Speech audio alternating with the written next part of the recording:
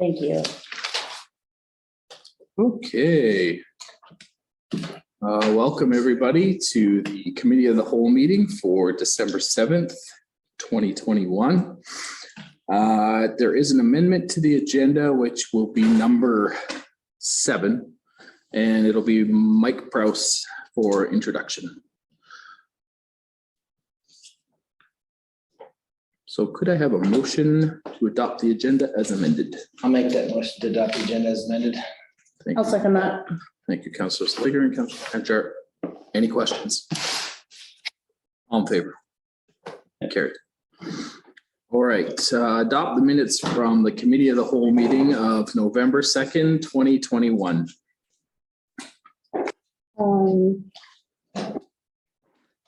I'll make a motion to adopt the minutes from the November 2nd meeting. I'll second. Questions or comments? I just have one comment on just a spelling thing. I think they have Mike down as Mike Krause and not Mike Prowse in the very last paragraph.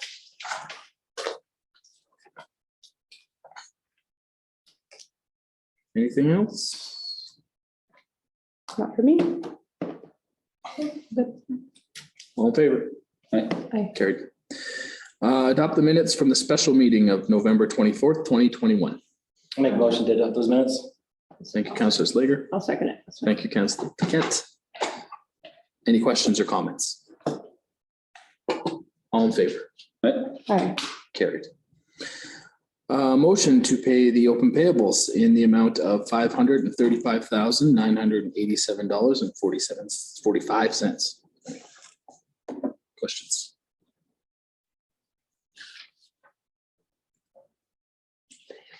Motion. I'll make a motion to pay the open payables in the amount of $535,987.45. Thank you, Councillor Hanchar. Second. Oh, sorry, I'll second it. Any questions? Not for me.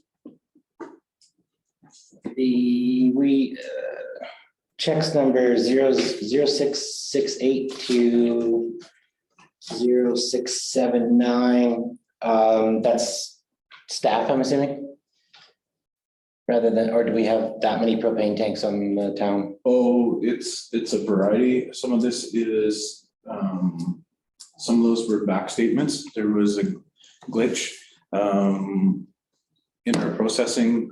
When we brought Caitlin on, she assumed some of it was under EFT and it wasn't. So hence we're playing catch up on a few of those bills. Okay. Other than that, for me. Anyone else? All in favor? Aye. Carried. Next on the agenda, we have Tessa Higney with regards to the vaccination mandate. Vanessa, are you there? Hi there. Yeah, it's Tessa. Can you hear Sorry. me? Sorry, Tessa. Hi, yes. That's okay. You got it right the first time. Yeah, we can hear you. How are you? I'm doing all right. How are you? Oh, we're doing great, thank you. Okay.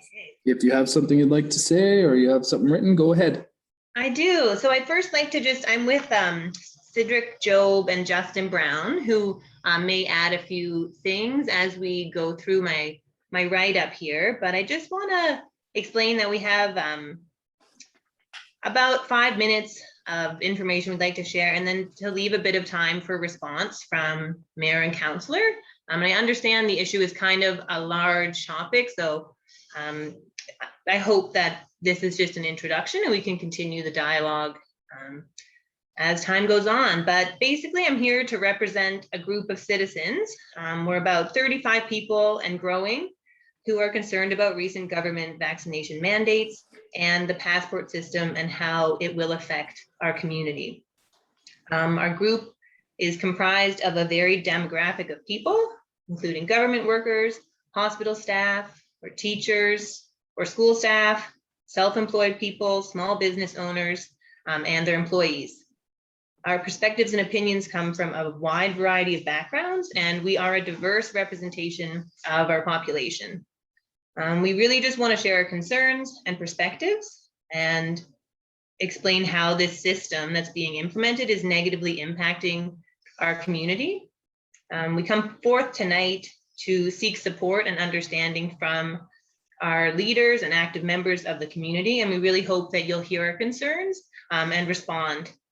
It's just a reminder to all members of town council and mayor that you were elected to represent the best interests of all members of this community.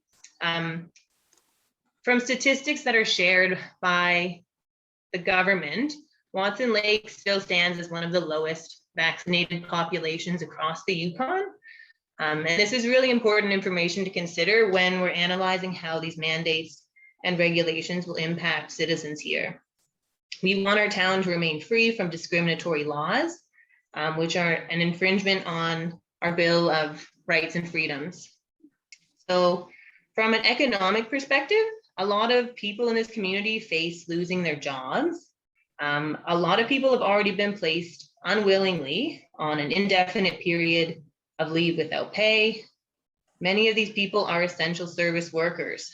So the lines are still pretty blurred concerning whether employees will eventually be terminated for non-compliance or whether they'll be given the opportunity to return to work with alternatives in place to accommodate them.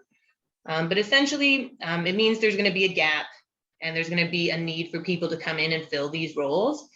We're kind of wondering how the community will handle and manage these losses, where new people are coming from. There's already a lack of affordable housing in town. And we're just kind of curious how the town will step in to manage this. On a social and ethical level, mandates and passport systems are already creating an incredible divide in our population, and they contribute to a sense of hostility between neighbors. The very nature of a health passport system undermines people's right to medical confidentiality. It becomes apparent when people are turned away from services. An example is the recreation center here.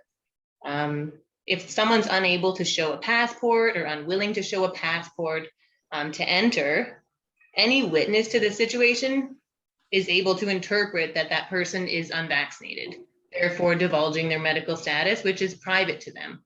It's not, it's unethical, it's intrusive, and it's discriminatory. And we feel that these practices have no place in this community. Furthermore, workplace mandates are forcing people to make decisions between being able to support their families financially or maintain their choice to medical freedoms and bodily autonomy. No one should ever have to face a decision like this. Every Canadian citizen has a right to work and earn an income. So as a group, we've been hosting rallies, drive-by events, and doing our best to share information with others whenever possible. And we will continue these peaceful demonstrations for as long as it takes to get support from the community and from the town. In the weeks to come, we'll post signs throughout the town with messages depicting how individuals have been affected by these mandates, just as reminders that the problem is not going away and there's a lot of people who've been affected in this town. So we're kind of looking for town and council members to understand the consequences that come along with having this type of discriminatory practice implemented in our town. We understand that the mandates are not drafted directly by you. However, we feel that you have a duty to stand up and support the members of our community. We need your support and your input at this time, and we need your voices to carry the message to our territorial and federal leaders. What's happening in our society is unjust, it's unlawful, and it's creating a divide in our population. Do you guys want to add anything? Pretty much covers it. Not this time. But Yeah, not right now. Yeah, so that's kind of our perspective on the whole situation. And I know that I'm not really able to, I'm not sure what we're asking for directly, but I do just want to bring this issue forth to people in the town and to the mayor, because a lot of people have been impacted. So we're curious to know how the town is handling this situation. Well, Tessa, first of all, thank you for coming forth and representing your your community, and it is much appreciated. It's definitely a difficult time. As far as, you know, our position goes, we really do have to keep the entirety of the community in our mind, right? We were elected by the greater of everybody, so we have to make sure that we are taking consideration from throughout the community, right? And we just, you know, we definitely, I'm thanking you for the acknowledgement. And again, it is a very difficult time, and this is a difficult situation. And as you stated, you know, it did come from a higher end, and it's difficult. It's difficult to navigate. It's difficult to move forward. It's created, and like you've said several times, it creates staffing shortages that you are well aware of, that teachers, nurses, professionals within the community that are losing their jobs, that are hard to replace. And we definitely acknowledge that. And that's a difficult thing for the community to deal with. As far as a response, we can't really, you know, there's nothing we can really provide other than that we do acknowledge the situation, and that, you know, it doesn't go unnoticed. And, you know, we'll do our best to be as fair to the greater of the community as we can. That's all we can do, because we have to respect the community as a whole. So I hope you understand that. And I don't know what else we can really provide at this point. Is there something legally that you can do to fight against it? That's what I want to know. At this point, no, there isn't, because we are not in the position. We haven't done a mandate of our own, and we are also paid. We are also a governing body paid by YG. So, Right. you know, we're under their thumb as much as anybody else is, and we don't want to go stepping on toes, and we want to tread as lightly as we can with the situation, because it is a very difficult one. I must say that I would, you know, I'm glad that I didn't have to make this decision. I would never want to make this decision. It'd be an incredibly hard decision to make. So we, again, yeah, there's just not much we can say and do at this very point. I do have a question that's on the topic. Does the town have any say in deeming what are essential services? No. No, like that comes from, like, I'm just curious, because essential services to me, like for my own mental and physical well-being, going to the rec center is an essential service. That I'm not allowed to do that now, but I can go to the liquor store and I can go purchase cannabis, and those are essential services. So I'm just wondering, like, where is the town able to navigate that and provide alternatives and kind of speak up regarding those kinds of things? Because those, yeah, I feel like that's a red flag. Unfortunately, I think that is, again, at the higher level than us, that we can't deem what is essential and what isn't essential. We're, like, again, I say, we are treading lightly as you know, trying to be as fair as possible in the whole situation. So it is difficult. There may come a time down the road where you're going to have to step on toes with this at one point. I mean, you know, like it's either, you know, I mean, it may not be right now. You say you're treading lightly, which is fine, until we get everything sorted out. But in a small town, a lot of businesses are essential. It doesn't matter, you know, whether a you know, a city like Whitehorse says they're not, because they have like 10 or 15 businesses. In Watson Lake, there's usually, really, if you come right down to it, there's basically one of everything that we need.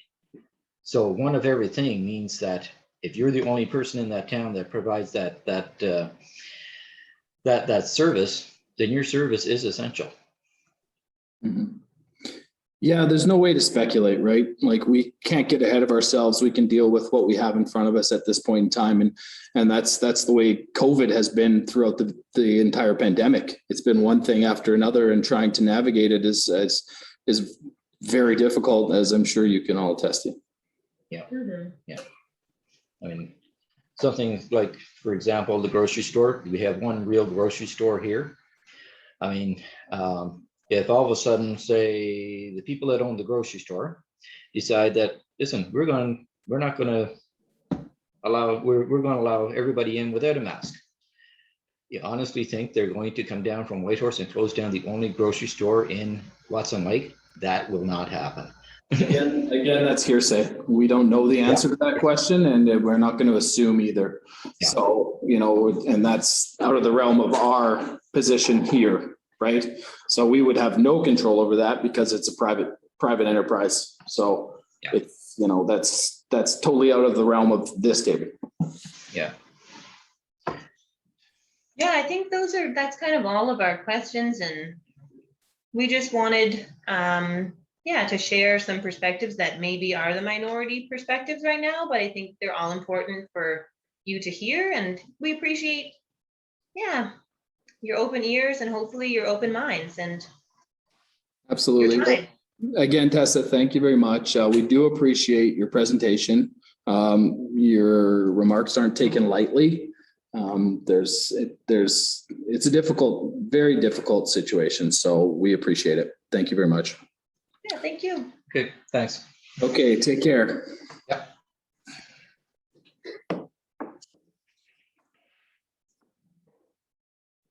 Okay, well. The remarks will be, it is a difficult situation, so, and we can applaud them for taking the stance that they're taking and wish them all the luck. And we'll keep moving on throughout the agenda. So we have Sergeant Bailey and Jillian Henderson, Constable, and Caitlin's not here. Caitlin couldn't make it tonight.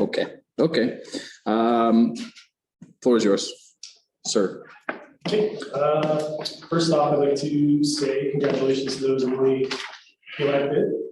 And those of you re-elected, this is my first council meeting back. So good to see some of you again. Nice to meet you.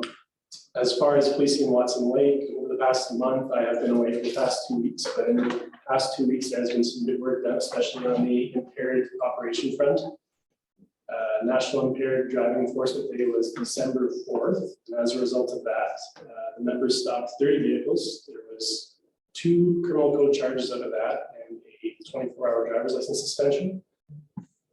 We've sent 2 members on the intoximeter training, like the breathalyzer training. So they're going to be wanting to put that training to use in the near future. And it's good timing coming into the holiday season. Constable Nick Arthur was recently recognized at the end of November by NAT Canada for his efforts in impaired enforcement, having laid 11 charges over the past year. Aside from that, our complement at Watson Lake Detachment is fully staffed. We have 9 regular members with the addition of Constable Henderson and Constable Fisher, so we're good that way. Awesome. Our 2 detachment services assistant positions are going to be filled shortly. It's just in for selection now. So we should have 2 names picked in the very near future. If the council or mayor has any questions going forward, just let me know. Sounds great. Where are you from? How'd you get here? Welcome. Nope. Like I said, my name is Constable Jillian Henderson. I came here from Nova Scotia of October, where I was posted in Fort Hawkesbury, Nova Scotia for almost 4 years. That was my original posting straight from Depot. I'm from Newfoundland originally, so I got fairly close to home, but then decided to drive even further away. So I'm glad to be here. Loving the community so far. Winter hit quite sooner than the East Coast, but it's been good so far. I've been in around the community, trying to interact for the most part. But yes, I'm very, very happy to be here and it's been a good welcoming so far. So. Awesome. Well, officially welcome. Thank you. Happy to have you. Glad you're fully staffed. I hope that you find some comfort in Watson Lake. We all love it here. It's a great community. There's always lots going on, especially during the holidays. So hopefully you can get to know a few more people. Yeah, maybe see some Northern Lights, learn to play hockey. There's all sorts of activities to be had. I ask everybody, all new officers, I have to ask if they play hockey because it just seems like we're losing people to play hockey all the time. So I try and make as many as I can. So. I've been playing figure skates. You're welcome. No, that'd be great. That'd be great. Great. But yeah, happy to have you. Welcome. Does anybody have any questions for Sergeant Bailey? He has his police report for you. Okay, do you want to give us your report? Short and sweet version? Short and sweet version. Yeah. Most latest one. Crimes against persons, we've had 5 instances in the past week. That's a number that maintains fairly high, especially for a community this size. So we've recently been working with YG, the court circuit, with the domestic violence treatment option. I'm going to be keeping track of the domestic violence stats and working to reduce that, because the numbers are actually quite high for a community of this size. Crimes against property, 4 in the past week. Those are simple things such as mischief, broken windows, people refusing to leave properties and whatnot. Traffic violations, 4. Drug offenses, 1. That will be one of my priorities going into next year, is reducing trafficking of illicit drugs in Watson Lake. And we've had 4 prisoners over the past week. And that's fairly consistent number for us. Great. Any questions from council? Questions, comments? Not for me. None for me.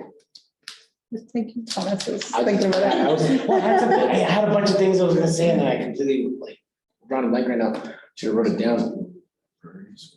Yeah, well, we I thought we were back for that, no? We were going to, I recently came up one of our informal get-togethers about the nature of the reports that are submitted to council, and I was asking Cam if council had any say or sway or influence as to what the future priorities would be, and Cam had informed me that sometime around March would be the time to bring those things forward. So nothing exactly right now. However, I do still applaud the nature of the reports that you're given. I find they're in more detail and give us a better idea of what's going on in the community.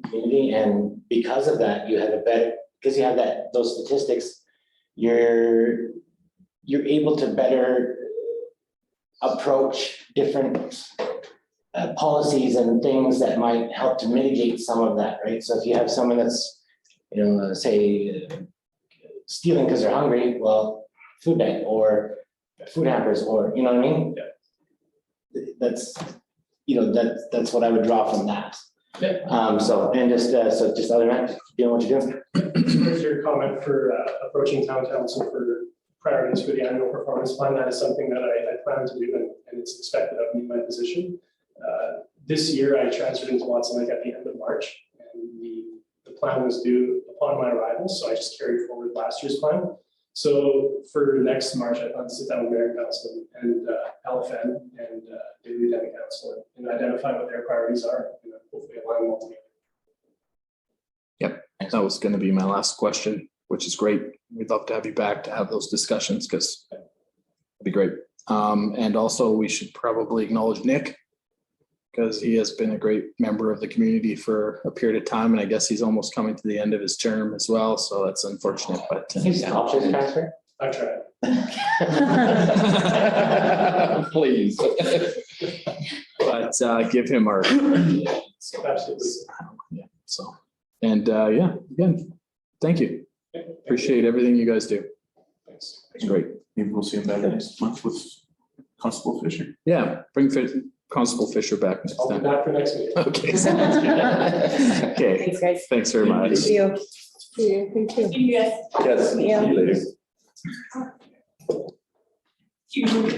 I still his. There's one. One from Cam Cam. said there's lots of them. Thomas, you need one? Got one, thank you. Extra one. Okay, moving right along.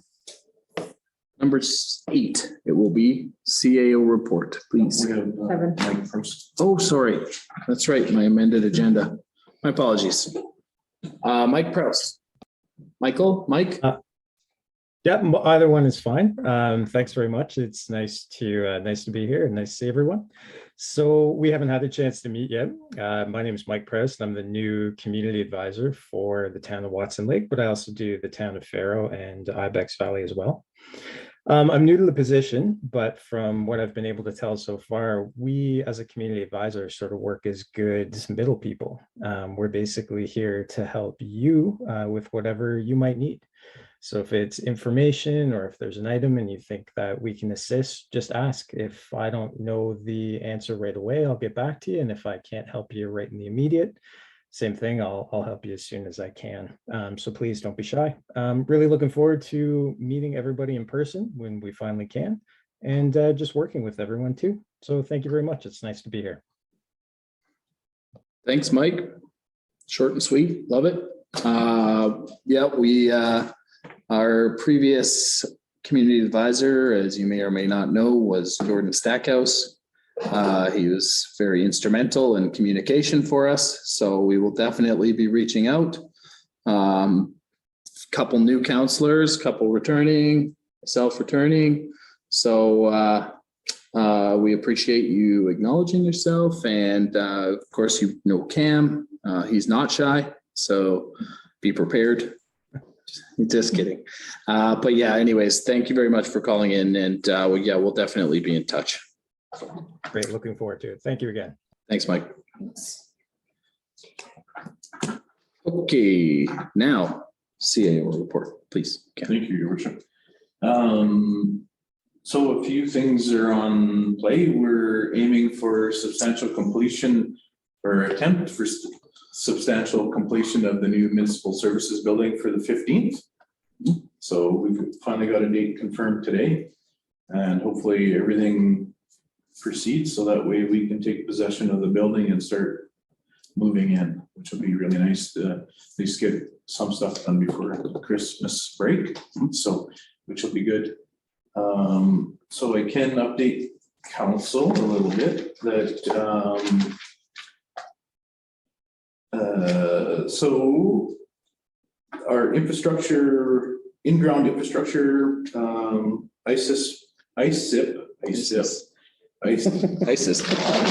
our ISIP funded projects. The design tender was, packages were received and the selection was made last week. I sent Glenn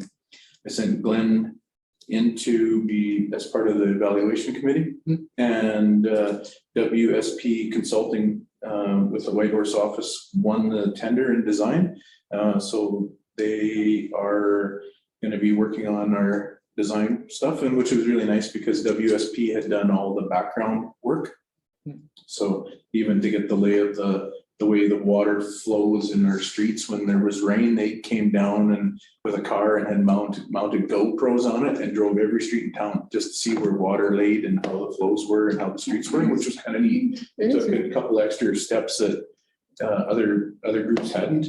And from what I was told is that the confirmation on our ISIP funding is sitting on the minister's desk for signature. So I'm told that there's a call tomorrow in between the Yukon and the feds to confirm where all the different submissions are at, but they're going to clarify that. But what they told me was that it was at the minister's desk, so which is nice to see that that's moving ahead. Also, the contract was awarded for the design and consultation for our dry hydrants in our areas where we don't have fire hydrants out and around all the lake areas. And it was sort of neat to see because the report on the fire service in the Yukon came out last week with 104 recommendations to the Yukon government, and one of the recommendations was dry hydrants. So we're ahead of the curve for a change. So, which was nice, and that contract went to ELC out of Whitehorse as well. And community services infrastructure, Mayor and Council has sent a letter to the minister regarding the rec center, and he deferred back saying, well, make a decision. What does council want? So infrastructure branch is looking for a letter from the municipality to say what they would like to see done with the rec center. Either with the scope of replacement. But they're looking to see where the town wants to go, because renovation money, they're not sure if it's gonna be on the table and how much money you put into renovations on a 50-year-old building, right? So it's where you draw the line. So it's something for council to think about over the next month or so, as to see what avenue, and speak to your citizens as to what avenue that you guys want to look at. Because there's no funding in the near future, but we're not sure now that the new Liberal government, they haven't released what they're going to do for infrastructure programs going forward. Because ISIP is coming to an end already. And so nobody's sure what the next generation is going to be. So there might be money for renovations on a rec center like ours, but they're not sure how much money would be available. And there might be more money available for replacement compared to doing repairs. And as we know, based on that last quote, the roof replacement is $10 million. So it's a hard pill to swallow. But we need to. That much. Yeah. Like how? Could it be that much? Like, Yeah, we've got two different engineers reports that say the same dollar amount. I just find that baffling, because it's just like, I remember the building was built for less. Yeah. The whole building, less than 25 years ago. I was when I grew when I was going to university. And it's my fault, like, no, just kidding. But that includes like an insulation package and stuff, which there is no insulation. So, we got equivalent of an R8 insulation in that roof, right? So, and there's 66,000 square feet of roof. So it adds up in a hurry, right? You look at just changing the shingles on the Northern Light Center was $130,000. And that was just shingles. That wasn't insulation packages. That wasn't. So, we went, and that price went up, and it went up about, according to inflation or COVID rates, comparable with everything else we're dealing with. Originally, when we looked at, the lighting upgrades in the arena or in the rec center, it was 200,000. The last estimate came in just at short of 6. Jesus. So there's everything's going through the roof, and some stuff, I talked with Blair Sunby today, some stuff under electrical right now is a 20-week delivery period. Because it's not there, so the price is driving the market insane right now. It's the way of the world right now. Yeah. So those type of things, the lighting things, sure, we're lucky, because right now it's all like, we get 200 of that under that retrofit program. And then out of the other, if it goes, the other 400,000, 3/4 of that would be eligible for refund from the government. So we for a $600,000 project, it costs the town $100,000. But our costs in lighting that building in the summertime is about $4,500. In the winter, we're running with light plants and everything, or light plants, the ice plants. We're averaging $15,000 a month. So it's quite significant. But those costs, when you look at the cost of the lighting and in comparison to the cost of the roof, everything's in check all the way along. But yeah, it's a hard pill. And then, the building needs a lot of work inside, because of being the roof issues, which have caused drywall and flooring, and it just balloons, right? So anyways, it's something to keep in mind. And, we just have to put it on our priority list for YG. And then they would go ahead and do a scoping on proposals to see and how much money they could generate to do interim things to carry it over to whenever there might be money available. So just to be clear, we're talking renovations versus replacing the entire facility. yeah, well, or there would be some renovations to carry over until it would be replaced. Right. So But when you say replacement, you mean like the entire facility? Yeah. And then you'd have to look at it to say, are we going to get the same amenities as we have now in a new building, right? When you start looking at costs. It'll be a tough sell. Right? Hugely. So things like the bowling alleys and bowling lanes and stuff would be able to be moved to a new building. But is that a priority, right? So, you know, do you need squash courts in a new building when the squash courts weren't being used in the old building? So those are things just to keep in mind, but Well, we will have to have a town hall meeting regarding the budget, so we can throw that on there too. Have that discussion, get a sense of how people feel about it, where we want to go. I think that's an excellent idea. yeah, so that's where we're sitting there. As you know, we've been inundated with snow this year, so the 2021 budget for the snow is getting used up in a hurry. Because Well, you had a good snow year to begin with. and then we After got Christmas last year, yeah, right? now we're getting this, so it's, you know, our staff is busy, but we're proceeding. And staffing wise, things are plugging away. We, you know, with the new Civil Emergency Measures Act at the rec center, there was a few growing pains, but as a whole, compliance has been very good because people understand that we don't have the authority to change that because it is a Civil Emergencies Act and it's regulated on recreation centers. So unfortunately, you know, it did affect the IME program in the building and also Nina's aesthetics. But everything, IME and Nina are still renting their spaces, waiting for changes in the guidelines. And that's where we're at as well, so. And here at our building, it's operations as normal, same everywhere else we have, so. Things have been chugging along there, so. Awesome. And that's it. I'm sure there's be questions later on. Thanks, Cam. Write your questions down for Counselor Open Forum if you have any. Is that okay? Ready? Okay. And we'll move right along to the assisted garbage collection policy.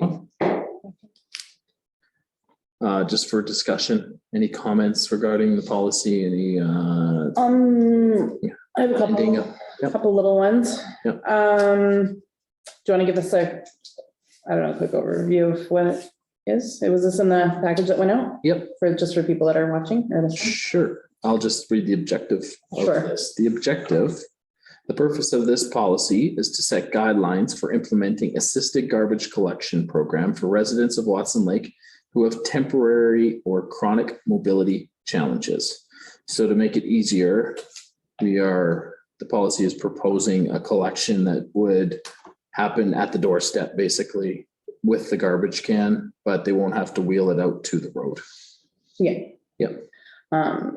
Thank you. My only things were, 5.1, just the last line, just a wording thing. It says, and where another able person in the household can do such duties, I can supposed to say cannot, right? Or am I reading that wrong? Occupant or occupants have mobility challenges. Just the last line there. Oh, where and Where another able body in the household cannot. yes, cannot. Yeah. And my other one was 5.3. Under certain circumstances, a resident owner or occupant whose property is on commercial, industrial, or non-residential may qualify under this policy if such property's primary use is residential. So just to clarify, does this mean that even the residential is secondary use on an industrial or commercial lot, as long as they're living there and there is no business or industry happening there, they can still apply, Yes, because even though they're out of compliance with the zoning technically? yes, your worship, and that is based on assessment through tax assessment, as the tax assessments. Because we do have commercial property where there's no longer business, but so yeah, so Secondary. yeah, so they're originally there under secondary use, right? But now under the Tax Assessment Act, they're scored as residential. So that's where that. Okay, thanks. Sorry, the last one was, I think at one point we talked about maybe there being something in there about extra waste, but maybe that's not for this bylaw. Or did we decide that if people had extra trash or whatever, for whatever reason, they would just contact the town, right? That is. That doesn't fit into this. Okay, thanks. No, that was it for me. Thank you, Councillor Hancher. Comments, Councillor Slager? No, other than the cannot, thank you for catching that, Lauren. Or Councillor Anjar. And, yeah, look good. Okay. Councillor Paquette? No, I think it's a great policy. It's really good for the town and to allow people to age here, so it's great. Thank you. Councillor Burtis? No, it looks good. All right, I had just a couple of things. Since this program is intended for unable and less able, I should say, less able people, the 2 garbage bag situation being big, we might option smaller bag options. What do you mean by that? Sorry? Well, the 2 bag limit to the garbage containers, Yeah. they're usually pretty big. Uh-huh. And if you can only have 2, then it's hard to get 2 into the thing. Oh, So so they had multiple little ones. they could have more or something. That's right. I see what you're saying. No, They so will just then- maybe for them to carry, like the garbage and to carry it to the curb, 2 giant bags might be a little bit. Into their can. I see what you're So saying. hard. if they had a bunch of little ones, it might be acceptable. Yes, your worship, that is something I can deal with internally with my staff. Okay. On the ones that are approved for pickup. Okay. You might want to mention something. I just want this to be ironclad because as we stand here and discuss this now, it might be discussed differently in 5 years from now. So I just want things to make sure that, the chief administrative officer shall be able to do these things. Sure, you have an intention with this policy, but let's make sure that that's clear for anybody that has to deal with this in the future. We can make, Also- we can make those modifications. Okay. Sorry, and just, I guess maybe further to that where it says, request physician letters where applicable, like, do you think that? I just feel like then that only applies to some people as you feel it necessary, but I just feel like, should that not just be either remove it entirely or make it a standard policy? My next question. Okay, I wouldn't mind seeing an application form to see how people want to apply for this and what kind of credentials are going to fall into this policy so that there is a written documentation of how you are able to apply for this. It's not I don't want it to be subjective. thank you. That's what you're getting at, and that's what I was worried about as well. I want this to work, but I don't want it to be taken advantage of for administration and for everybody in the community. It could turn into a bit of a battle. Mhm. We have to make sure that it's clear cut. Appreciate the intent, though. Yeah, absolutely. I think it's a great idea. Just want to make sure we're not getting ourselves into any more battles. We don't have any battles, but you know what I mean. Okay, any other questions for the assisted garbage collection policy? Not for me. No. Okay, good. Moving right along. Last chance. Yeah, I'm just kind of like,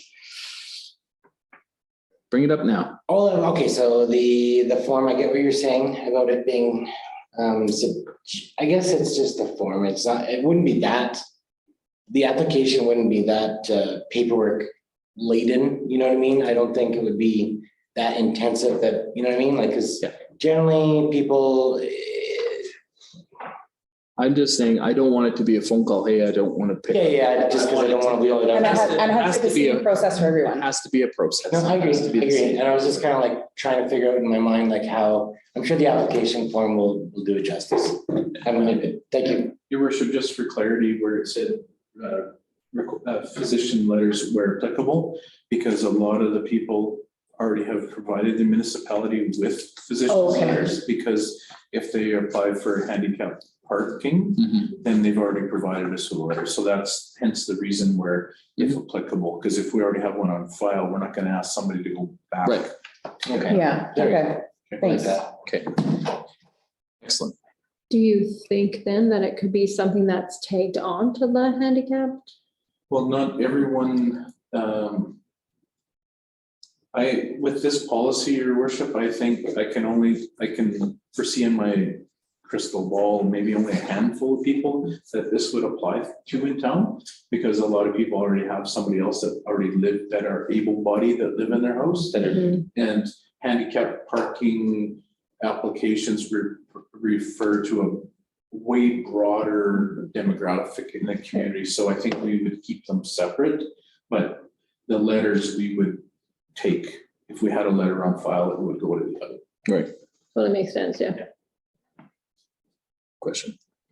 No, good, thank you. Okay, great. Good feedback. Thank you, Your Worship. Thank you, Cam. Next, the 2022 provisional WINM budget for discussion. Questions, comments? Ready, go. Did you fix that? Yes. Okay, Yes, so the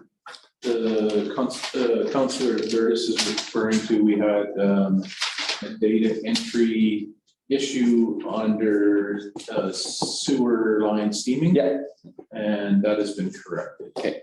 So it's been set to the applicable amount of $20,000 for the year. And which in turn changed our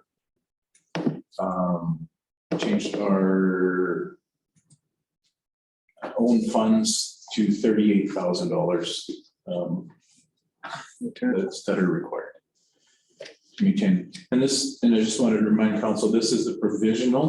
This is to get us, this is the motion on this next week would just, this ties us over until you guys actually have the operational budget in front of you. And then goes to the town hall meeting and brings up a whole bunch more conversations where where the numbers in here could change based on your input from the community and your consultations. okay. But we did want to just bring up anything blatant that wasn't noticeable, or if there was something drastic you guys wanted to comment on, or if there's something you'd like to Or just try to- allocate to. Sorry, I didn't interrupt you. My only thing is about the transfer from our operational reserves. I understand that the cost of everything is going up.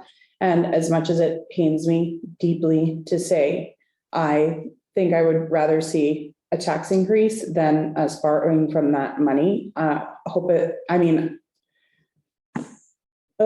hate saying that, but I think that's a conversation that needs to be had. I think that one of our main goals last term and hopefully this term was to not be using those funds for this purpose. So I just think that we need to really think about that one.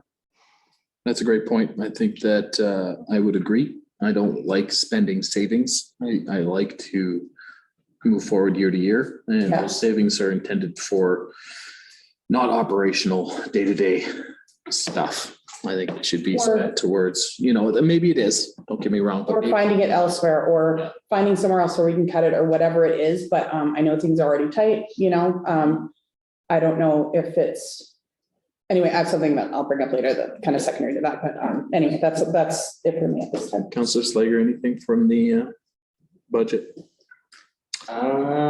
Actually, Councillor Hanchar was able to show me what I was looking for earlier, so at this point in time, we had talked about having, never mind,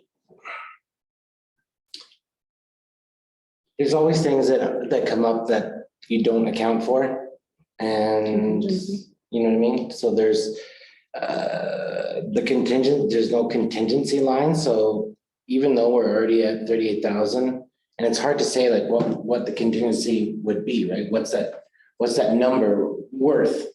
And we're already 38. I mean, it's having, borrowing 38 to balance the budget is, and then having another ask on top of that makes it problematic. And I don't know, I think last year we had some bad luck with a couple of different things. And I think that this year, like, you just cross your fingers and pray that you don't have another major whoops. And so.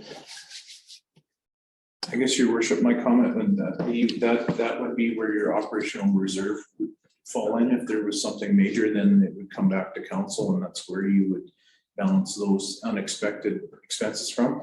This year's unexpected expenses, like the motor and the excavator at the landfill, we were lucky due to staffing, we had staffing vacancies that we were able to fund that. So, internally, some of those things might be able to be funded internally. So those are things that we would play for, but it's hard to put a contingency line into a budget. That's like I say, that's where your reserve contingency would be from. My other concern would be, we haven't seen the capital budget. Yeah. This is just O and M, keeping in mind, right? So at this point in time, it looks like there is going to be no capital budget. Maybe? No, I mean, no, that's, capital budgets are presented in January to you. okay. This is just provisional to get us so we can operate till you guys have the other budgets approved Okay, and your public town hall. thank you for clarifying. Will we be providing a copy of this to people attending the town hall meeting? Yes, Of the actual line by line breakdown? that's what we've done that's up to I council. what- That's what we've done every other year, your worship. I don't think it was every year, but it was a condensed version, I think. Like, I think 2 years ago, we did the entirety. Okay.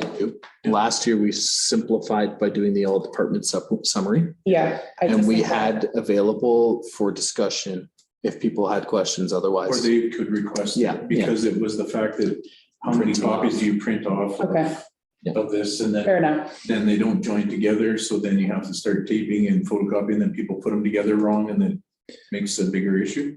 So if people requested it last year, it was emailed to them. I think with technology, we can easily present this as in a town hall meeting, if it via Zoom, or if we're allowed to have some people available to attend. Yeah, your worship, it'll come down to what the COVID guidelines are in January. Yep. Because under the current guidelines for the community hall, we could have up to 88 people, including council. So, and in there, we do have the 2 big screens, so we can split people up to meet COVID guidelines and still have Zoom capability. Did we pick a date for that? Remind me, sorry. Yeah, that's on. the That's list coming of up. things. Okay, thanks. Any more budget comments? Sorry. Not for me right now. Not at this time, no. Okay, I just like how you've separated things, so it's a little bit more clear for people to see. I do like that. thank you. Councilor Slager, anything else? No, thank you. Okay. Didn't have anything glaring standing out to me at this point in time either. Okay, so with that, we will push it on to December 14th for decision, first reading of the provisional. Actually, it's just a motion to accept the provisional budget on 14th. Yeah. Okay. Are you okay with that? Yes. Still got lots of work on it, so make sure you're looking at it every day. Or every other day. Okay. Sorry, can you remind me, where and if we decide, because right now $38,000 would be a 2% tax increase by our current numbers, when do we have to make that decision by? Isn't that in March? Well, we have to- 17. Tax we time. have to be done, or we have to have our budgets passed by March 31st. But last year, we had them done by beginning of February. So I'm hoping that we can be on the same plane for this year. The sooner we get them passed, then the sooner we can start moving ahead with capital projects and stuff. If we wait till April, then it delays us by the time we go through tendering and Understood. that kind of stuff. So the goal is to have those documents so that they all go to the town hall meeting in January. And that way it's all out in the public for feedback, and then you guys can make your decisions quickly. Nice. Everybody good? Yeah, yes. Okay, we'll carry on. Next, we'll be discussing the reserve funding admin report. I will read a little bit of it. One second. The purpose of this is to recommend transferring, right? I'm reading the right one. Okay, transferring of $449,000. It's $449,375 of our operating account into reserve accounts. The recommendation is that council makes a motion to transfer full 2020 surplus amount of $449,375 into 3 reserve accounts. Each reserve account would receive 33.33% of this amount, so would be split as follows. So I'm gonna say $149,791.67 will go into our 3 cash funded reserves, which are environmental services, operational contingency, Northern Lights Equipment Reserve. The strategic priorities, which is part of council, and yeah. Anybody have any comments, questions? Are all these different reserve accounts? 3 cash funded reserve accounts. So for exactly this purpose, for surplus from a previous year that we move into basically a savings account. But those reserves are created for spending within only those categories. So they can't be used for anything else, and it has to be approved by council to move that money out of those reserves. So your worship, so environmental services reserve would be an example like the landfill, water, sewer, lagoons, that type of issues. And operational contingency would be any operational thing like Councillor Slager was referring to, like, you know, if we have to do some major repairs or something big comes up, that's where that would come. It's sort of a catch-all one. And the Northern Lights Center Reserve is sort of self-explanatory, but it was a reserve that's been in place for quite a few years. And that was based if we had to replace any equipment at the Northern Lights Center. Do all these reserves all have the same amount of money in them? Like, They vary, some have, and your worship, I can. is it because it was used, or is it just because over the years, different amounts were put in at different times? Different amounts were funded. And these are brand new reserves, actually. They're only maybe 2 years old. No, 3. some of them are old. I guess the Northern Lights Center one. But they might be. weren't, we originally in 2017 and 2018, when council presented the community, we had 10 or 11 reserve accounts and they weren't cash funded. And under our bylaws, it stated they must be cash funded. So it was really a shell game that was taking place at that time. So we had accounts that said we had $100,000 in them and they had nothing. So now council of the day went through and got rid of all the vacant reserve accounts and stayed with the ones that were actually cash funded and had the applicable amounts in them. So those amounts, and I can pull it up if you wish, your worship. Sure. So these are only the 3 accounts then that we have, right? Yeah, and then we also have a savings account. Oh, Our okay. GICs. Yeah. So is this money just cash, or is this money that's kind of, some of it is It's- invested It's to make invested, money? yeah. It's all invested money.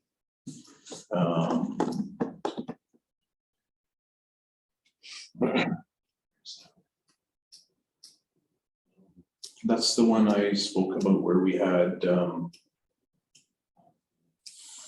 million invested. Sorry, your worship, I can't find it right this very moment. Maybe you could provide Councillor Paquette afterwards with some of that information on those reserves. Okay. If we want to discuss this anymore, this has been reports, come to us for decision next meeting. I don't really have any comments on it. I think it's a no-brainer that we have to put that money into reserves. I don't have a problem with it being split equally amongst the 3 savings accounts personally. Councillor Slager? No, I'm good. Councillor Paquette? I like Oh, it. I'm okay with it too. Okay. I might just suggest or comment on that, you know, there might be something more operational that we need than environmental or vice versa. If there's some priorities that you could set for those, you know, it might be easier to split that money if, you know, if there's more concern. Yeah, your worship, and that's myself and finance discussed it before the recommendation was made this year. Environmental is our major account. Okay. That's where majority of our money's in, is environmental, because of that is the one with the biggest potential to Mhm. cost us. I was fine supplementing all equally this year to try and balance the field better. Okay. And then going forward, we've been looking at different options for a funding proposal to go to council for reserve funds for surplus. Okay. You know, so maybe if we have a surplus, 20% stays in our regular operating bank account, and then the other 80% is divided so many percent per. We've been researching, and the numbers vary drastically across the country. So there's no sort of cookie cutter formula on how to do it. So it all comes down to, you know, for lack of a better term, personal taste or council will. So those are things that we're gonna have to work through, and that maybe that's part of your strategic planning session, is to work towards Setting priority for under your financial management. Maybe something to consider going forward when we're thinking about the capital budget and gas tax. Given the state and availability of various things, goods, services, assets, and how I personally believe that inflation is not just a temporary thing. I feel that we're heading into a very inflationary period, and I feel that if there's anything that we could purchase that would, like, we can get it now, or I think we're gonna get it on the cheap. So if we are rolling stock with like graders, loaders, trucks, I feel that the cost is just going to increase. It is gonna increase. And the money that we're saving, you know, if inflation goes up 5% and you're only making 1% on a GIC, you're actually losing 4%. Right? So given that thought process, we should really look at what we can access with gas tax and maybe make a concerted effort. And I know it's gonna be tough because there's just nothing available. Like everything that out there, like if you were to phone Caterpillar and say, hey, I need a dozer or something like that, they'd be like, good luck. I'll see you in a year and a half. So something to keep in the back of our minds. Valid point. Thank you, Councillor Slager. I would somewhat agree. I don't like spending money, but I agree. Okay, everybody good? Because that'll be up for decision next meeting. Next is the borrowing resolution. So your worship, under 10A, it shows what's in reserves. Oh, yeah, I see where, that's right. We all missed that, so, Yeah. okay, thank you. Okay, so approval of borrowing resolution 21-1 to obtain approval from mayor and council for the increased credit limit for the town of Watson Lake corporate visa account to $60,000. As there are several different departments using one corporate account, we have run into issues recently where we have had to limit our account. We have been at the limit of our accounts. Yeah, okay. The recommendation is we have been approved for an increase to our corporate visa account to an amount of $60,000. We require approval amount from mayor and council to increase this amount by signing the attached borrowing resolution. I think number one, the recommendation there, is that not a typo there? Yeah. My question, Cam, is, sorry, CAO Lockwood, is what is our current limit? Our current limit, your worship, is $40,000. So my next question to that is, if that's maxed out all the time or nearing being maxed out all the time, how much are we paying in interest on that already? Our interest rate is very low because we pay it off as soon as it comes, as soon as it's in. So, Just You're not constantly yeah. maxing it out. Well, Or whatever. no, it's not constantly. It's an issue that we go through procurement cycles where we do lots, and other ones we Okay. don't do any. Okay, But we ran into a 2-month period where we were trying to procure stuff and the card was maxed out, the limit was maxed out. And the issue was that when we apply payment, because it comes in, we deal with it daily, like Caitlin does. But when we make a payment, it only applies it to that credit limit once per month. Oh, So it's not like your personal credit card where you can go in and make a payment and then that amount's off and you're using it today. With our corporate one, it does not work that way. Okay. And It's interesting. I didn't know. that. if it's, there's also other things there, that if it's over a certain dollar amount, it has to come to council. no, I'm aware, but I'm just saying, in the recommendation here, it says that it's, that they were constantly running into issues where the card was maxed out, so it just made me think, like, if we're always carrying that balance, what's the interest situation like on We it? pay That's it all. off as soon as it comes in, but it's the way it's credited back through our corporate credit card that it locks us up for the remainder of that month. Are all corporate credit cards like that? Or Well, could you Well, the ones switch? with- Well, the hard part is to switch because of the fact with us, because our money is invested with the CIBC. Okay. So it's all tied into all our, It's easy. Yeah. It's all in one bank, yeah. and then when we're paying it, it's all electronic at the clerk's desk. We're not going through some other third party to do it. And the rates, like interest rates are minuscule because of the fact that it's paid off. So if we are paying it off every month, what, and I don't, because I'm not a corporation and I haven't ever had a corporate credit card. What are the benefits? Do we get like 2% cash back or do we get like Nothing. nothing? It's for us, it's the ease of doing business because with us, we do so many variety of vendors. And for us to use these vendors, we would have to set up credit account with them. So we'd have to do credit apps, set up purchasing, and then we're into POs. And so it delays everything. And so now we're doing, and it's streamlining it, is because the fact it costs us money to write a check, process a check. So we're paying more and more with the Visa on the smaller bills and purchases. Okay. And that way it's streamlining our accounting process in the offices as well. So what's to stop us from just not having a corporate card and just getting like let's just say the town of Watson Lake was a personal entity, so at least we get air miles. Yeah, we're not able to do that.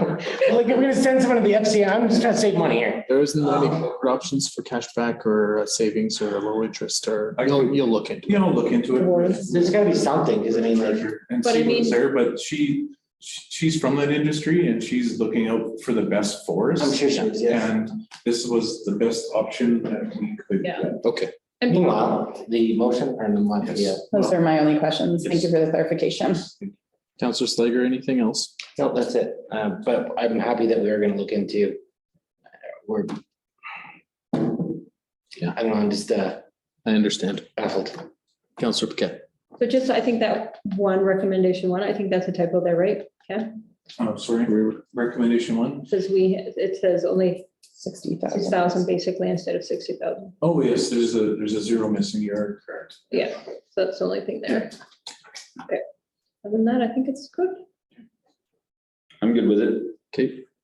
My only comments were, I'm happy, I'm fine with the whole thing. How does payments gonna show up for transparency purposes? They still show up in your same package as they do every month. The payables, Yes. they'll still be in there Yep. as a line item. Yeah, and they are. And if you look in the payables that you guys just approved, there's a line item for CIBC, there's in there CIBC, and then they show up. They're not under they're under the EFT payment ones, Mhm. and that's where they. Is that the first page? Be on the last page where it shows the EFT, but on the first page, sorry, yes, it shows. Oh, okay, I'm it shows- like, huh? So Okay, on the first page, it shows the CIBC. Mhm. So you look at right there, we had one payment of 34,298, right? Along with another payment for 5914, another one for 7591, and another one for 9458. So it doesn't take long to eat up. Well, the 40,000 was ate up, right? So for transparency Yeah. purposes, it would be nice to know what those payments are going towards, because now that we know that that's a Visa charge, Yeah. how do we know what that $34,000 is? yeah. No, that's fair. Those Okay. receipts are in with all the payables. right? Yeah. So, yeah. Just So- allocate it so, to yeah, something, so a we can- department or. I can ask Shannon how we break that down so it shows what each invoice is for you. Hmm. Yeah. Okay, yeah, let's see. Thanks. That was my only comment. Otherwise, this will be coming back to the next meeting for decision. Okay. Bylaw 2111, zoning bylaw. Everybody read every word. Everybody has some comments. I will go over the comments in yellow Changes. for everybody. All right, starting from the beginning. Here we go.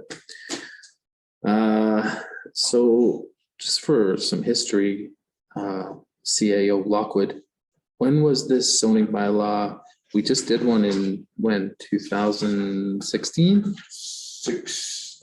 2016. 2016. So this is an amended one to go along with all the work we did with our OCP currently, right? Yes, your worship. This is, so we actually have a zoning bylaw and an OCP that are speaking to each other. Right. Where we, in the past, because the OCP and the zoning weren't done at the same time. Yep. There's discrepancies in between the two documents. And if there's a discrepancy under the municipal act, the OCP trumps it. So it caused us a whole bunch of issues in rezoning and spot zoning and a whole mess that has been dealt with over the term. 2 years, okay. And again, for clarification, Stantec was a part of this process, right? Yes, this was all part of the OCP zoning change that was done by Stantec. Right. Okay. And I guess, your worship, for the record too, the OCP was approved to come back for third and final reading by Minister Mostyn, and it's on the agenda for next week. Hence the reason this is in front of you today. Perfect. Okay. It's all exciting. The OCP. Official community plan. The first yellow mark that I have on this zoning bylaw is a lodging facility. Means a lodging facility that has buildings or structures which may be dismantled and removed from the site from time to time. Typical uses include seasonal camps and can include ATCO-style camp trailers. It's from the definitions. Keep going. And since we will be doing our first reading on the December 14th, it will be available to the public at that point. So anybody who wishes to come and get a copy and wants to go through the zoning bylaw, it will be available at administration. Your worship, will also put it on the town website. Perfect, thank you. The next yellow markings or the next changes to this zoning bylaw in yellow are solar energy system.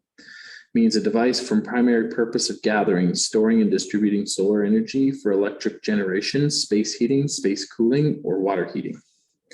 Space energy system roof mounted. Means a solar energy system that is structurally mounted to the roof of a building or structure. Solar energy system ground mounted. Means a solar energy system that is structurally mounted to the ground and is not roof mounted. Solar energy commercial means a commercial facility that converts sunlight into electricity for the principal purpose of wholesale sales and generated electricity. Okay. Just you guys just jump in if you have any comments on these. Okay. Utility services major impact as a definition means development of utility infrastructure purpose which is not minor as defined below. Such uses may include, but not limited to, landfills and waste treatment facilities, sewage treatment facilities, pump houses, reservoirs, water treatment facilities, and electrical generation facilities. Utility services minor impact means development of utility infrastructure purposes which is likely to have only prior impact on the environment or adjacent land uses by virtue of its appearance, noise, size, traffic generation, or operational characteristics. Typical include, but are not limited to, telephone exchanges, wire centers, switching centers, surface reservoirs, or storm water lakes, including adjacent landscaping and walkways, minor pump houses, stations, or natural gas distribution and transit terminals. You guys got that? Mm-hmm. Thank you. Typo there, your worship. Yeah, I think I was. Yeah. What was It should be that? typically include, Yeah. not typical. Okay, thank you. Thank you. Okay, gonna carry on. Anybody else have any comments on finding? Those are just definitions. Those are definitions, yes. Okay, so moving down to development permit application. So the existing zoning bylaw, the change to that section 6.5 is letter K, a site drainage plan.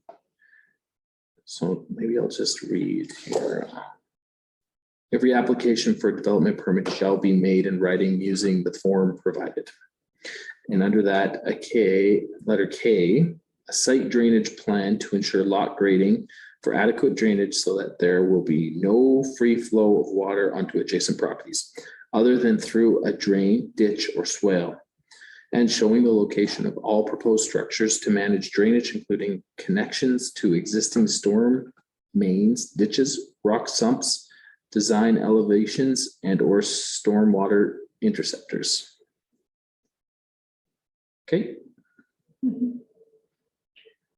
Okay, so the next change that I see under general development regulations, section 7.3C, under height and grade, building grades must be in compliance with any drainage or grading plan approved for the site and area, and must create drainage problems for neighboring, must not create drainage problems for neighboring properties by way of directing additional drainage off-site or use of retaining walls.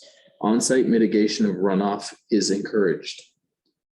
So in that instance, I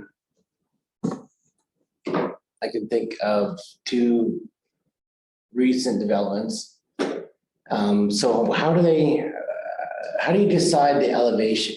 Like, what's the proper elevation? So like where we built our new fire hall in Public Works, right, there was some concern that we leveled the lot, which I still feel is a little bit low. However, the lot adjacent to it is a good 6 feet lower, right? So are we mitigating, like, what are we putting there, like weeping tile, or like how are we stopping the spillage? Yeah, well, so that Councillor Slager, that was addressed in the previous site drainage plan where it talks about there must be a ditch or a swale on the property line for allowing for the flow. So that's where that's covered in there. Okay. Because yes, the site grading and elevations, you have to take the common ground, right? So as per our new municipal services building, it was leveled to the equal with the three sides, right? The three sides of Yes, it. correct. Just happened that the property beside us Is a little lower. was lower and is lower. And when you look at all the elevation from it, it was the low spot of all that area. Gotcha. So the elevation is pretty much the street and the ditch as like if you were as your starting point. Yes. Okay. That's all. Question, thank you, Councillor Slager. I had a question under shipping containers. Let me just see here. No more than one shipping container may be placed on a lot in a residential, commercial, or institutional zone parcels. That's 7.9-C. Yes, and that's up to council's interpretation if you want it one or none or more. Because as you know, these regulations only deal with new developments. They don't deal with anything that was prior to or grandfathered. So, you know, there is locations that have more than one CCAN, but it was before. And, you know, and truthfully, in some of our areas, when our bylaws were developed originally, shipping containers weren't the norm. Now shipping containers are the norm of the world. So how do you say someplace like Yukon Supply can only have one shipping container when they're bringing freight in and dry goods and that kind of stuff that they are in transit and need to deal with? So that one is something that I believe is something that council should be really discussing with the general public. Yeah, and you know, there's another couple examples of people using two to make two walls Yes. and to build a structure on and, you know, The minute it goes into walls, then it falls under a different category of secans because then it becomes a permanent. a permanent building. So Okay. it's different again. So there's numerous examples of that going on right now. Yeah. And an engineer has signed those ones off as structural walls for a building. Okay. Yeah, we just need we need to have that discussion if you want more than one shipping container to be placed on a lot, because there is instances where that might have to be the case, but that should be almost a council decision. It can't be like a regular thing all the time, I feel. I don't know. Or based by location and Yeah. and appearance. There should be a bunch of things to regulate that situation. I agree. Back in the days, shipping containers were about 5,000, now they're 20. Yeah. So they're not that cheap building alternative anymore. Good story. It is actually, it's secure storage, which is, Dry. you know, and it's dry. I don't know, I feel that they should have. I'm not against secans by any means.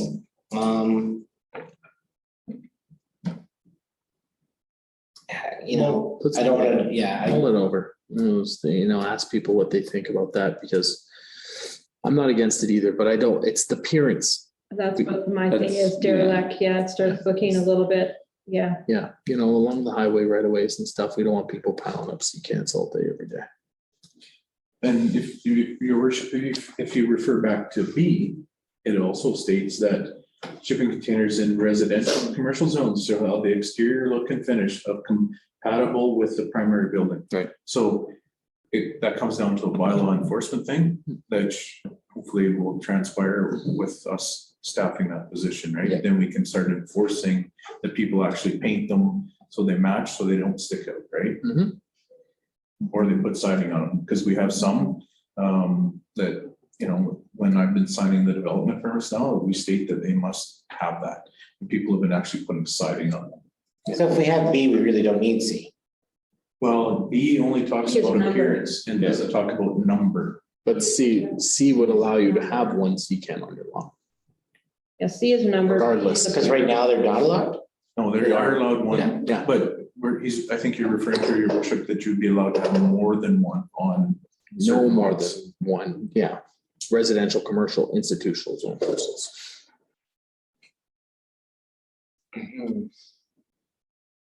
gonna keep reading the yellow Yeah, stuff. go for it, yeah, sorry. Okay? There's a few more yellow things to go over. There's probably, sure, there's lots of conversation around this. We can have this during our town hall as well. Utility services, minor impact are allowed in all zones.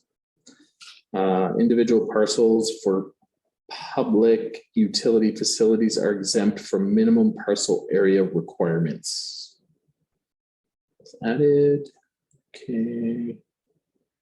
Scrolling, okay, this is gonna be a fun one. Just for reading purposes, eyes are already going square. Landscaping. All additions to the new zoning bylaw.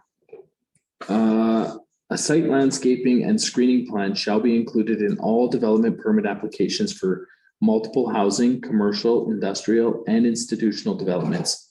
And all developments in the commercial mixed use zone, the landscaping plan will indicate areas and scope of landscaping, features and treatment to be installed within 1 year of completion of the principal structure.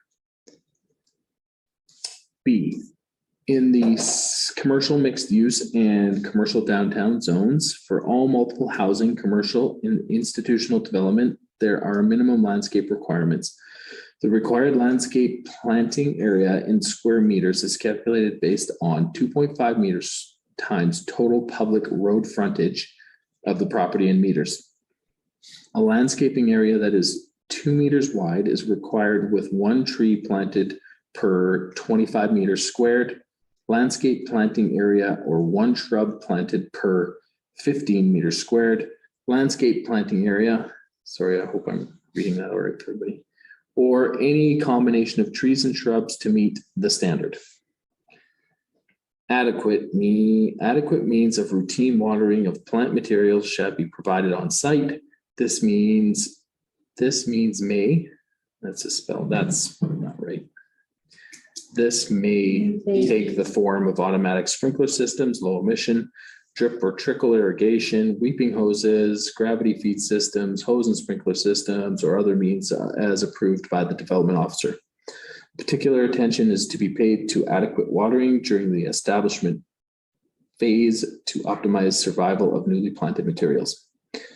Existing healthy woody plants, tree shrubs should be preserved and protected in all zone area unless removal is demonstrated to be necessary to efficiently accommodate the proposed development.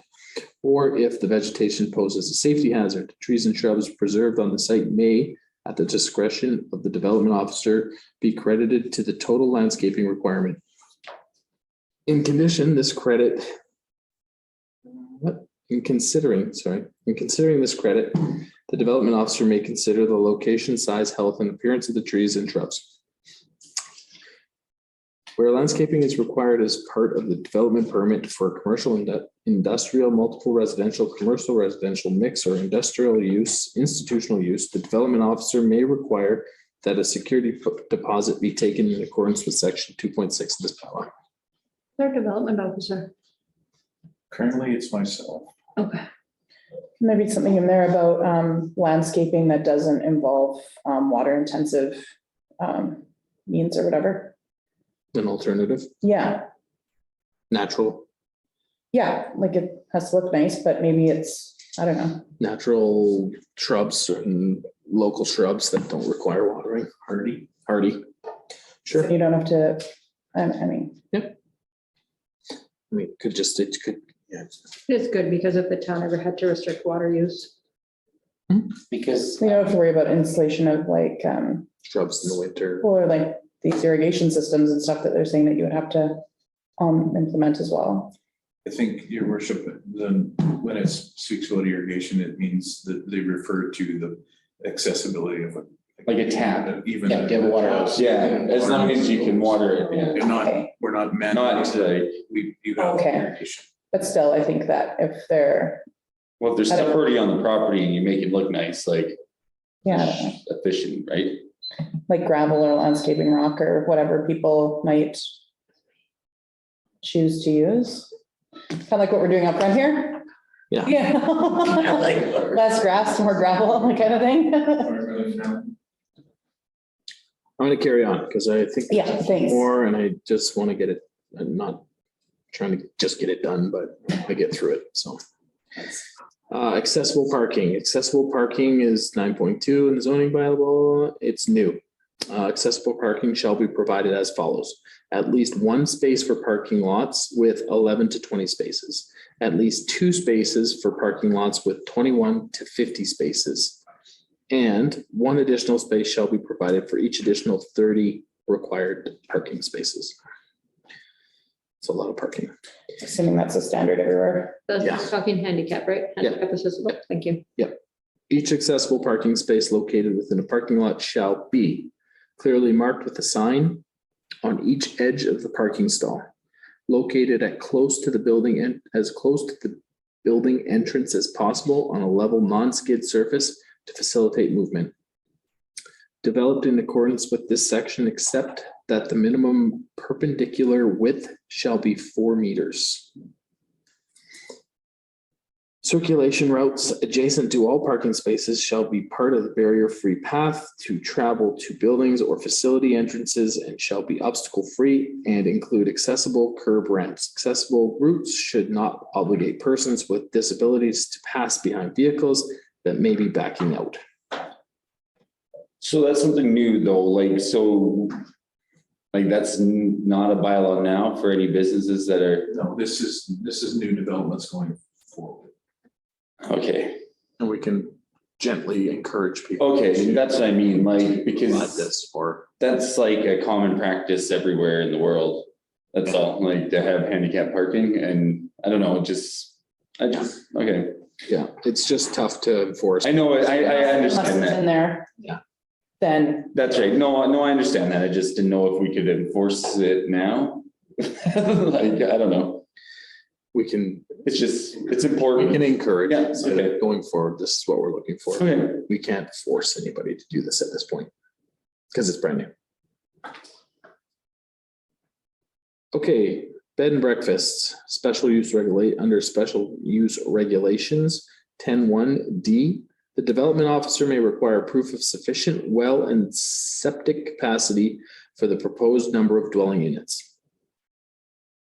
So it was not. That's basically just saying that septic to do what you're doing on the property and that, like, what you're using it for, right? And your Like, if you have 5 cabins, enough. your to hold infrastructure the- accommodate all the Yeah, flushing. yeah, okay. It's just, yeah. Your worship too, for some reason, some other issues or some other areas in that same definition have changed, but they're not highlighted. Okay, So, B has changed in that. there's 2 A's. Yeah, Yeah. good catch. So, B though has changed as well, your worship. Okay, a bed and breakfast lodge can have a maximum of 2 rooms within the main residence in the R1 or RMH zone and can have up to 4 rooms in the RC or RR zone.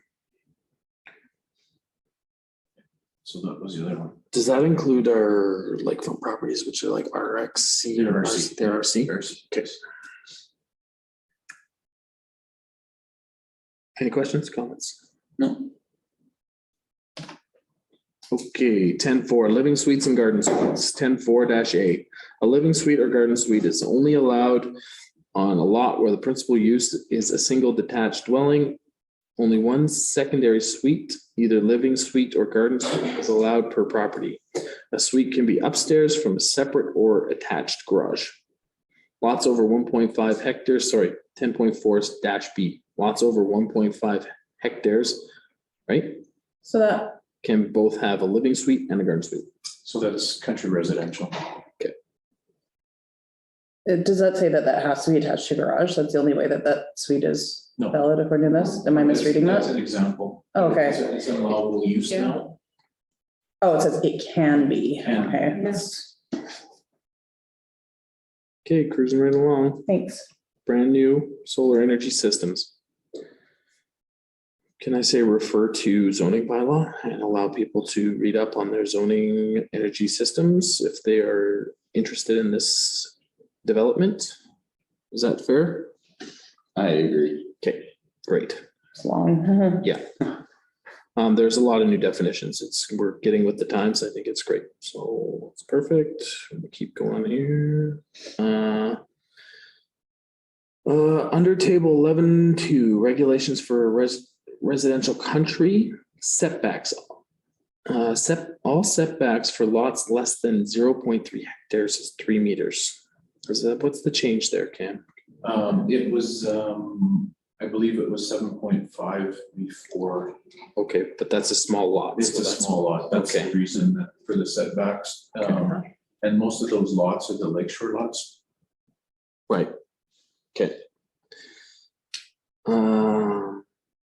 H, what section again? We're on residential, country residential. H, the following lots along Adela Trail are undersized. Lot 40, group 757. The front side and rear setbacks can be reduced to 3 meters on all undersized lots. The development regulations of section 711 shall apply to undersized lots. Some of the lots on Frame Trail are pretty small too, and not much adds on Frame Trail. Yeah, there's, I think those ones meet the minimum size requirements for their zoning. Oh, okay, This one is a oddball one. okay. Oh, it's just one lot in particular? RH, residential mobile homes, ACO style camp trailers are not allowed in this zone. Hmm. Now we're in residential rural. Yeah, so now, sorry, commercial mixed use.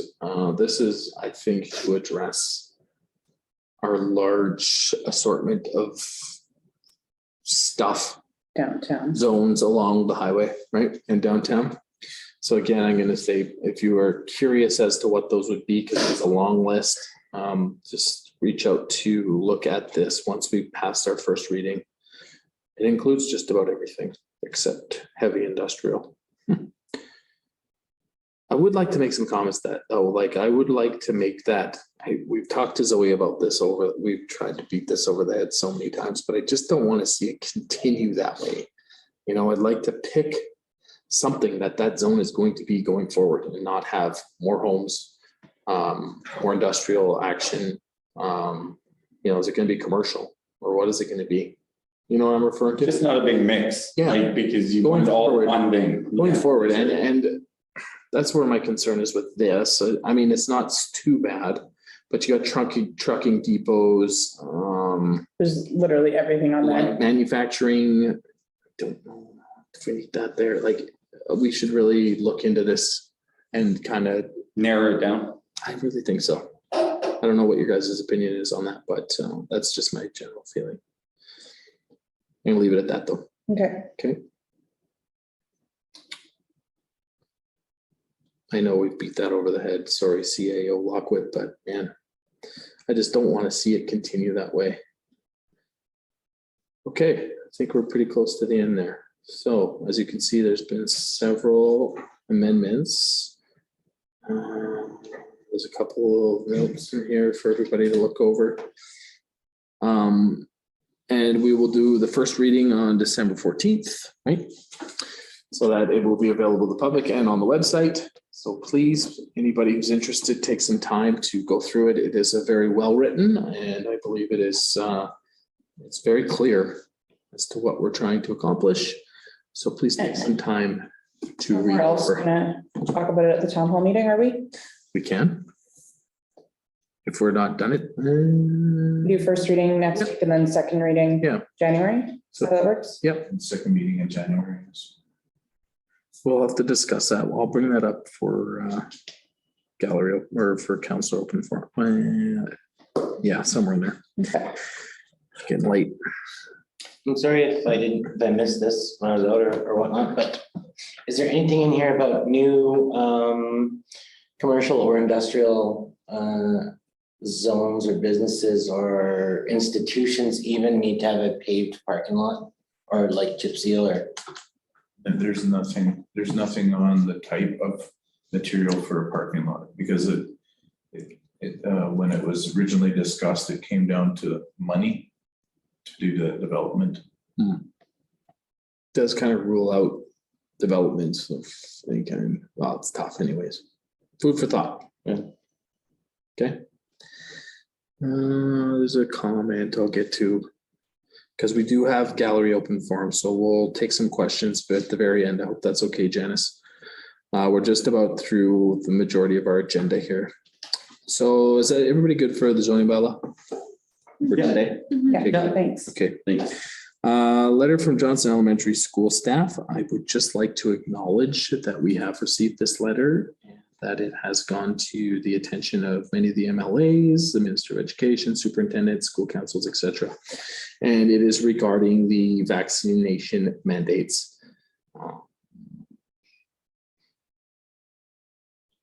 Anybody want to add any comments, questions?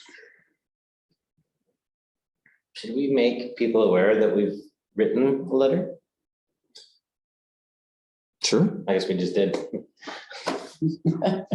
Yeah.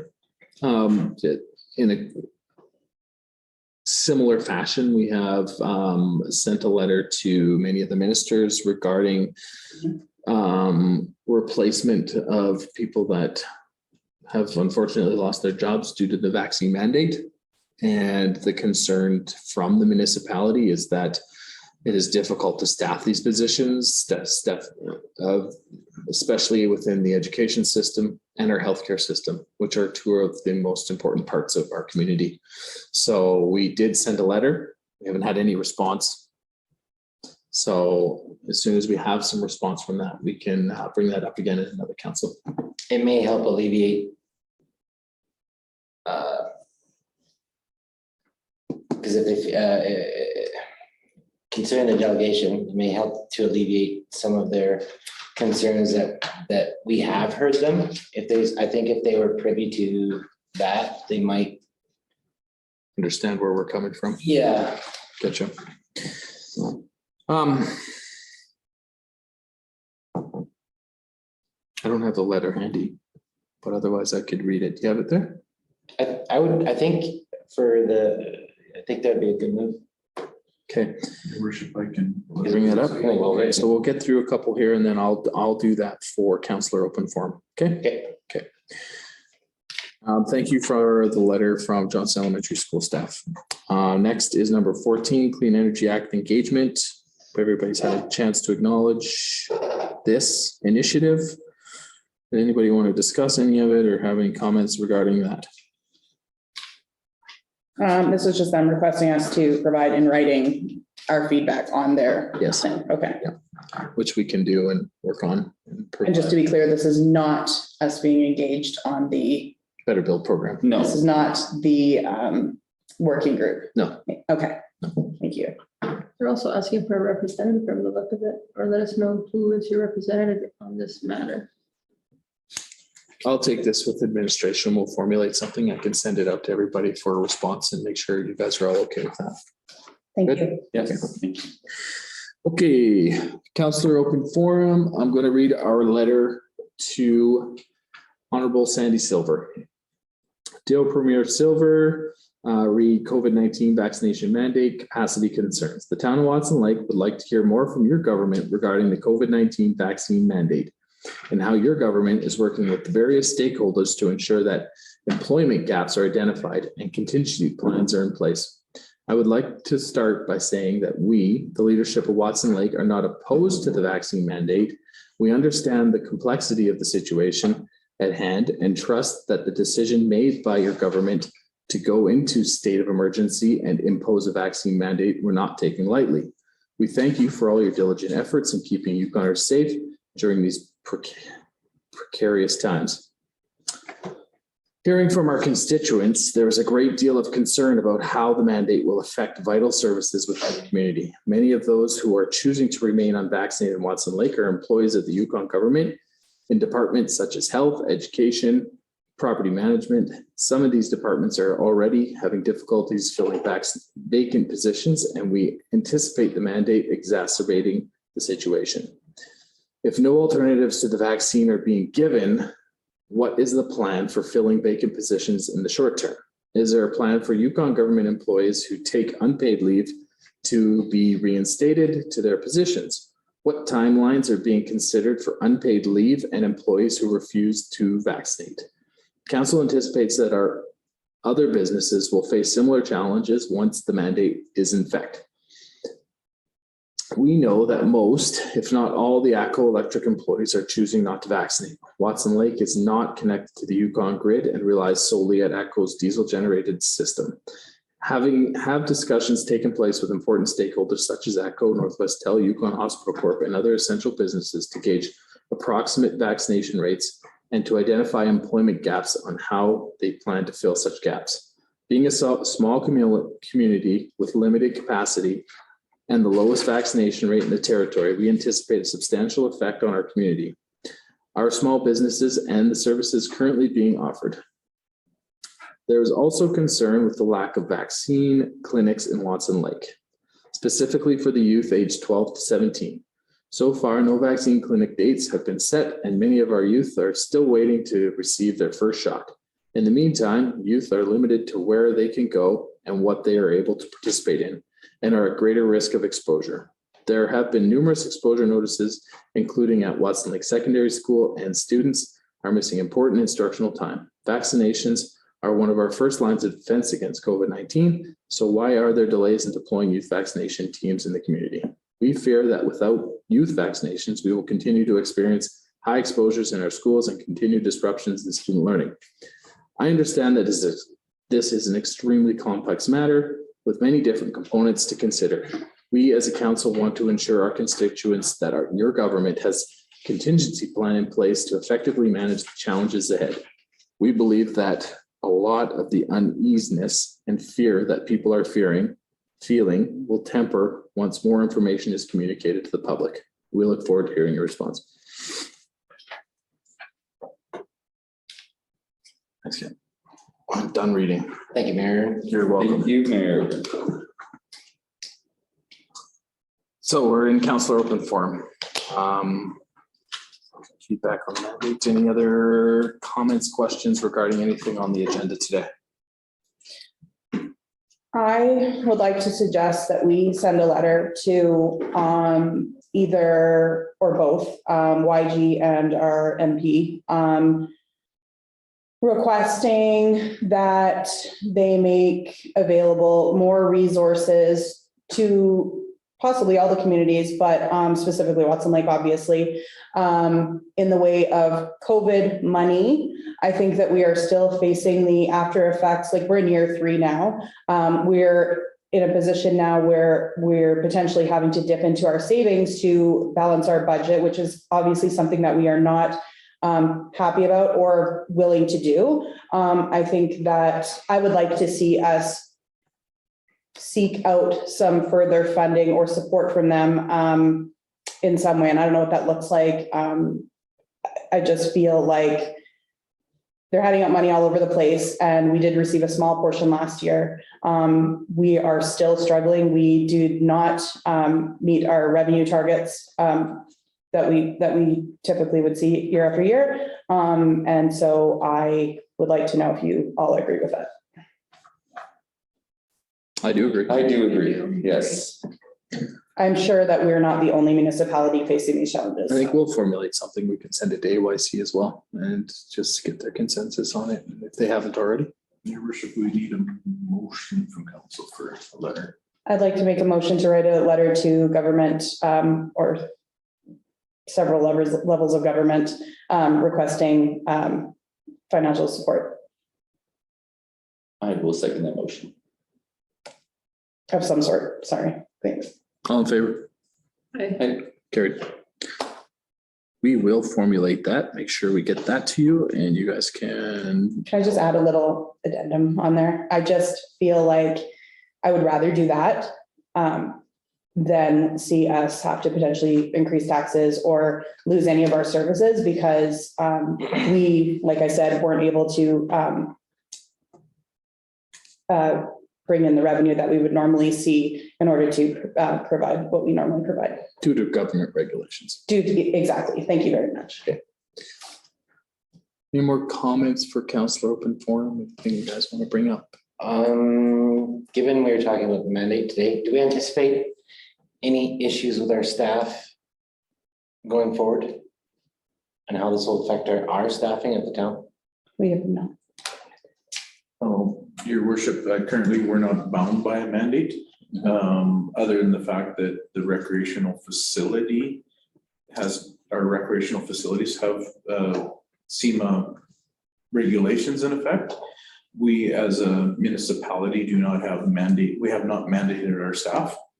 I personally believe that we do not need to do that to continue where we're at. The vaccination rate in our staff is very high.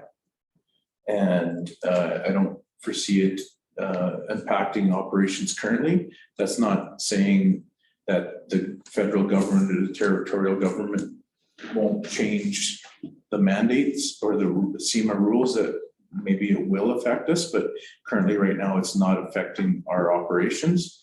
I can tell you that the city of Whitehorse and the village of Mayo have implemented vaccine mandates for their employees and volunteers and programmers and that type of. But they did that on their own. They did that on their own, and they did it as a requirement of their jobs. So the other municipalities, Dawson has talked about it, but the other municipalities have been clear that they're not considering it. And I personally, from administration side, I believe it's something that I haven't had to bring forward to council to consider because it isn't affecting our operational status.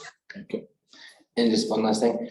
And maybe it's just a reminder thing, the CMG, and again, I'm speaking about like my concern with inflation because I do see issues on the horizon. Is it increased by the COLA? Or is it like, how do they, because I know the formula with assets and stuff like that, but do they take into account the cost of living? Yes. Increase? Yeah, and Councillor Slager, I guess you missed that because it was discussed at the AYC board meeting on the, forget the date, days roll into one, the 20th? 2 weeks 21st. ago. 2 weeks ago. 21st. And yes, there is a working group that's working with YG. Currently, YG only has Ben Ushot, the Director of Community Affairs, on the committee. Yeah. Where we have Shelley Hazard, Corey Belmore, and Val from the city of Whitehorse are on the committee from the communities. And they've had a few meetings, but they're waiting for YG to bring the people back. They're still in, I believe, another year on the current formula agreement, funding agreement. So it's all up for discussion.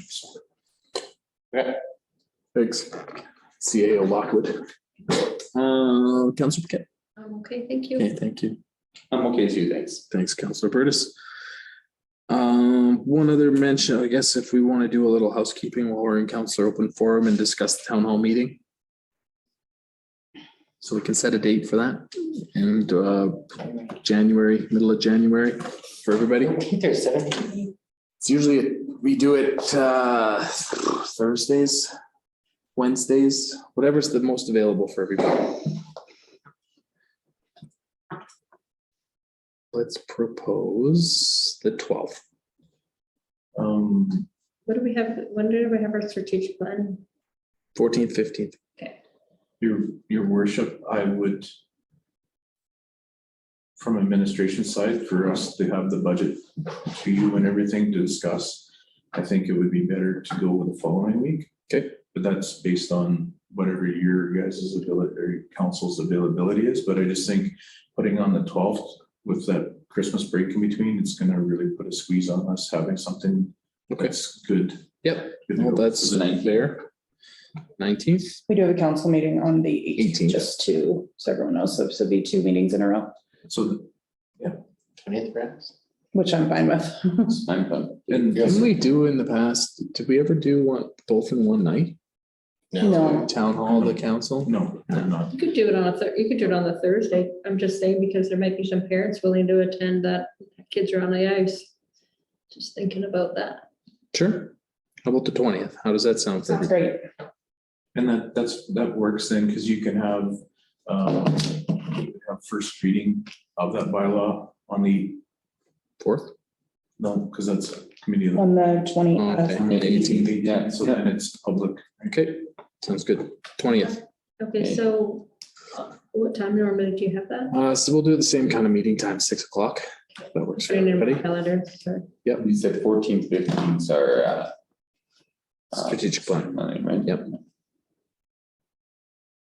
Town hall, okay.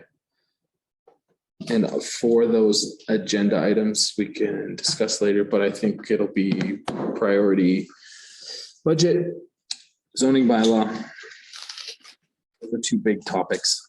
I don't know if we need much more than that on there. What else did I think I made a suggestion? Sounds good to me. Yeah, okay.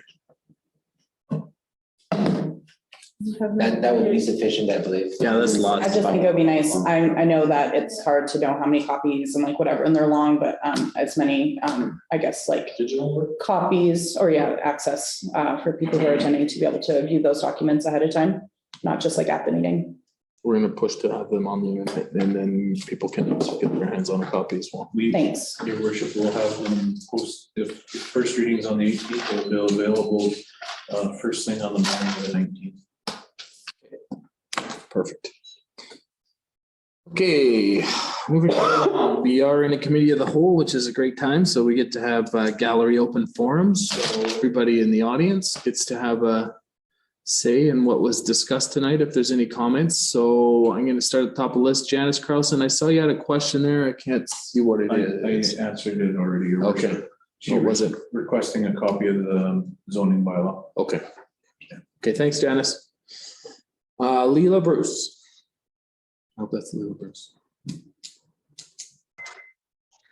Hi, guys. Really interesting today. I'm just wondering, when you were talking about the shipping containers, is there anything in any of the rules there about putting limits on previously grandfathered in properties?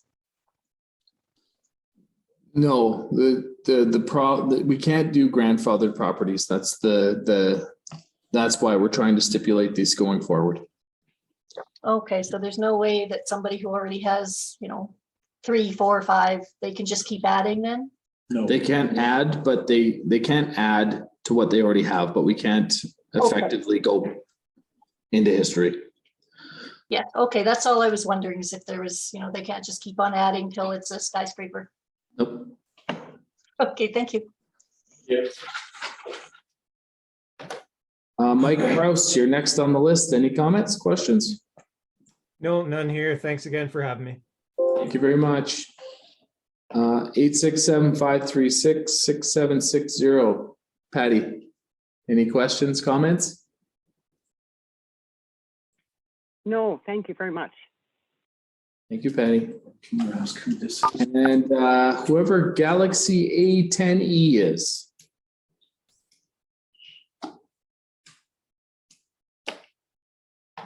All I see is a camera, so I'm not sure we can hear you.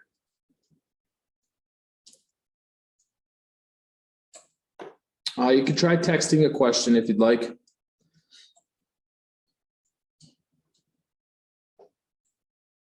But since I'm not having a response, you can email any questions and we'll hopefully get back to you if you have anything. Finally, we don't have anything for in camera and I need a motion for adjournment. I'll make a motion to adjourn. Thank you, Councillor Hanchar. Thank you, Councillor Paquette. Motion, meeting adjourned. Thank you, everyone. Thank you. Thanks, everybody. Have a good night.